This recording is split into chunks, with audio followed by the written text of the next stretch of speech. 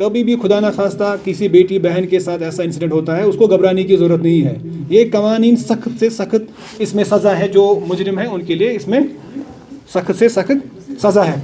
या बहुत सारे इंसिडेंट ऐसे हो गए कि एसिड अटैक्स हो गए थे, उसमें भी सज़ा अब बढ़ा दी गई है। उसमें लाइफ सेंटेंस, लाइफ इम्प्रिजनमेंट उनको सज़ा दे सकते हैं। पहले होता था कि वो छूट जाते थे, लेकिन इसमें जितना भी प्रोसेस है ये सारा डिजिटली है।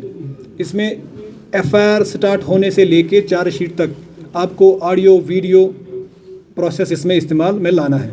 उससे क्या हो जाए कि जो भी कभी कभार कोई एविडेंस, कोई जैसे कभी कोई गवाह होता था, उसको कोर्ट में ले जाते थे, वो वहाँ पे क्या करता था, 2 साल 3 साल के बाद वो बोलता मुझे पता ही नहीं है, मुझे पता ही नहीं पुलिस ने मुझे किस डॉक्यूमेंट पे साइन लिया है। लेकिन जो डिजिटल एविडेंस है ये कभी झूठ नहीं बोल सकता। अब जो आज एक इमेज होगी, वीडियो होगा, ऑडियो मैसेज होगी, ये 10 साल 20 साल के बाद इसी फॉर्म में रहेगी। क्लियर हो गया? अगर किसी विटनेस का हम स्टेटमेंट रिकॉर्ड करेंगे, उसका हम वीडियो बनाते हैं ई साक्ष्य में, वो अपलोड होता है, और वो जब वीडियो कोर्ट में जाएगा 10 साल 15 साल के बाद भी वो ये नहीं कह सकता कि मुझे नहीं पता है, वो झूठ अब नहीं बोल सकता। इसमें ज़्यादा से ज़्यादा चांसेस है कन्विक्शन के। कन्विक्शन हो गया, किसी को ज़्यादा से ज़्यादा सज़ा मिले। क्लियर हो गया? ठीक है।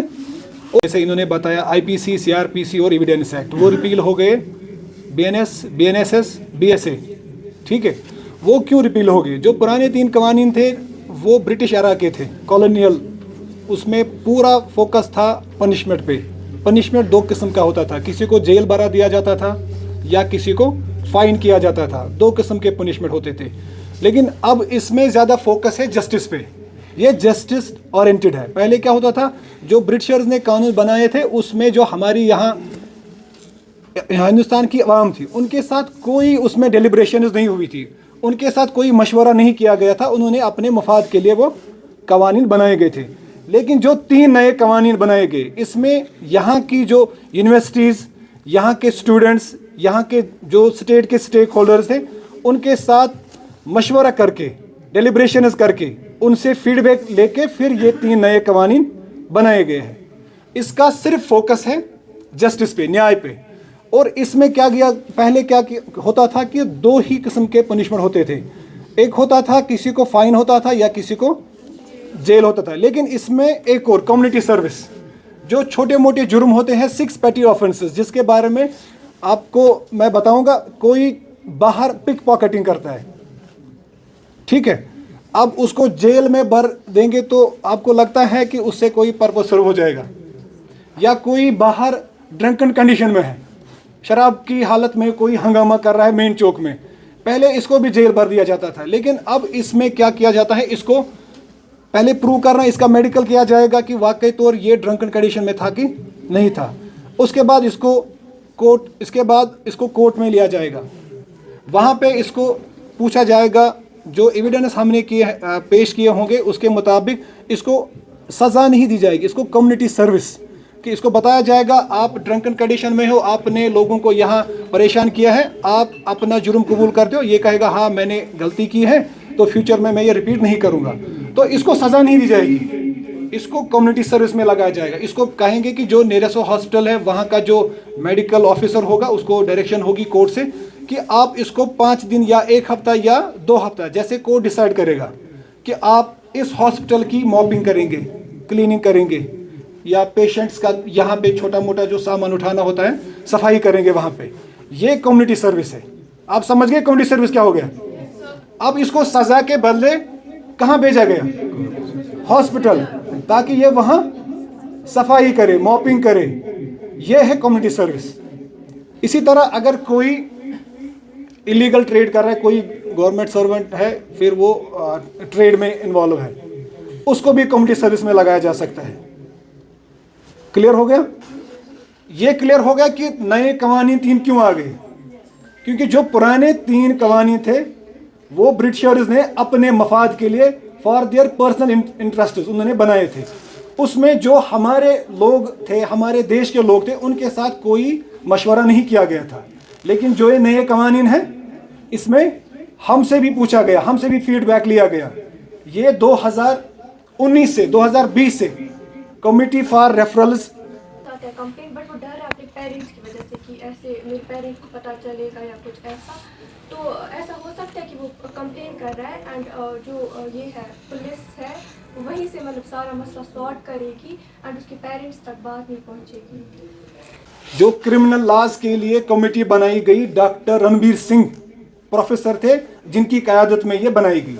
उन्होंने फिर ये मशवरा दिया कि ये 3 जो पुराने कवानीन है ये रिपील किया जाए। फिर पार्लियामेंट में इस पे बड़ा चर्चा हो गया। फिर उसके बाद 2024 में जुलाई, जैसे इन्होंने बताया 2024 जुलाई से ये अभी चल रहा है।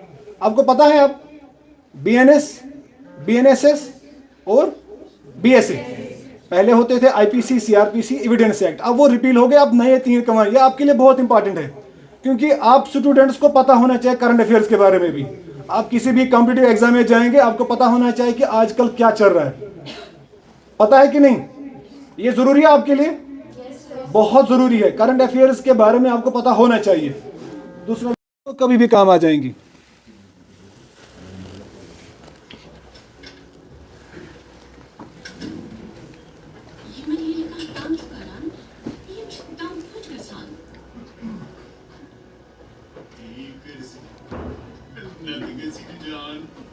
हो गया था नए कवानीन के रिलेटेड जब इनका इनॉग्रेशन, जब ये इम्प्लीमेंट हो गए थे 1 जुलाई से। और जो आप बता रहे हैं क्राइम सिर्फ यहाँ IPC, CRPC, एविडेंस एक्ट ये तरमीम हो गए, ये चेंज हो गए, रिपील हो गए पुराने 3। अब आ गया BNS, BNSS और होते थे। उसमें क्या होता था कि जो विक्टिम का स्टेटमेंट कोर्ट में फिर रिकॉर्ड करना होता था, कोई भी कर सकता था। लेकिन जो नए कानून में है, जो विक्टिम्स ऑफ रेप होते हैं उनको सिर्फ वहाँ पे लेडी जज, जो लेडी जज वहाँ पे होगी वो रिकॉर्ड उनकी स्टेटमेंट करेगी। इन केस वहाँ पे जज नहीं होगी लेडी, वहाँ पे कोई मेल होगा, तो लेकिन in presence of A women, वहाँ पे विमेन होनी चाहिए। और जो भी मेडिकल रिपोर्ट होगा नए कवानीन में 7 दिन, विद इन 7 डेज इसका रिपोर्ट मेडिकल जो ऑफिसर होगा उनको सबमिट करना ही करना है। इससे क्या हो गया कि जो भी प्रोसेस ऑफ इन्वेस्टिगेशन है, फिर चार्जशीट है, फिर ट्रायल है, ये सारा मुकाम पे इस चीज़ का शिकार होती है। कोई उसको स्टॉकिंग करता है, हैरेसमेंट करता है। अब नए कानून में आपको बहुत सारी सुविधाएं हैं। आप डिजिटली आप कहीं पे भी आप अपनी कंप्लेंट रजिस्टर कर सकते हैं। अब आपको कहीं परेशानी नहीं होगी। पहले आप समझते थे कि पुलिस में जाएंगे, थाने में जाएंगे, हम किसको क्या बताएंगे, ठीक है, लेकिन अब आपको थाने में जाने की भी ज़रूरत नहीं है। और जो भी क्राइम अगेंस्ट वीमेन है इसकी सज़ा बढ़ाई गई है। गैंग रेप का सज़ा डेथ सेंटेंस बताया गया, अब इसमें डेथ सेंटेंस है, ठीक है। पहले क्या होता था कि अगर आपको कोई मैसेज कर रहा था, लेकिन ये इसका अब एविडेंशियरी वैल्यू है, ये प्राइमरी एविडेंस माना जाता है। वॉइस मैसेज या सर्वर लॉग वो भी होता है, या आपको कोई किसी की लोकेशन, अब उसका भी एविडेंशियरी वैल्यू है, प्राइमरी एविडेंस माना जाता है। आपके पास प्रूफ होना चाहिए, URL, screenshots, audio video messages, ये इसका एविडेंशियरी वैल्यू है नए कानून में। क्लियर हो गया आपको? कब है 60 या 90 डेज़ के अंदर अंदर आपको चार्जशीट पेश करना ही करना है कोर्ट में। और फिर कोर्ट्स में कितने साल लगते थे? 10 साल, 15 साल, 20 साल।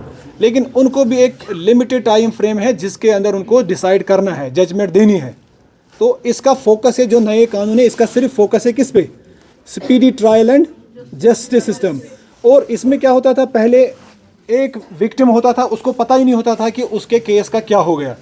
लेकिन अब उसको नए कानून के मुताबिक विद इन 90 डेज उसको बताया जाएगा कि उसके केस का क्या स्टेटस है, उसको बताया जाएगा वो। लेकिन उसको पूछना है, वो पुलिस के पास जाएगा, मेरा जो केस हुआ था उसका क्या हुआ। विद इन 90 डेज हमें उसको अपने केस के बारे में बताना था। और दूसरा इसमें क्या होता था कि कोई विक्टिम होता था, वो कोर्ट में उसका केस चलता था, उसको